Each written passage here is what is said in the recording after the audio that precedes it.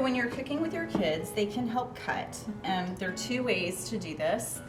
One is to use a hand over hand approach. So in that approach, the child holds the knife in their own hand, and you are the guiding hand, so they need to keep this hand back, and your hand is over their hand, and together you can cut.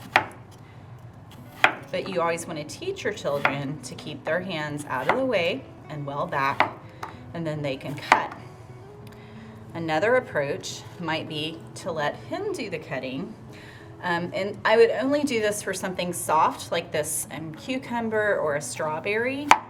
But I also, if I'm doing this, I'm kind of keeping my hands close so that I can protect him. I also might let him use a table knife. That's an F-O-N. But there are these types of knives kind of made for kids. They're a little bit harder, which can actually make them a little bit more dangerous, but they are a little bit hard to cut yourself with. So those are two ways that we can cut with our kids and let them be independent.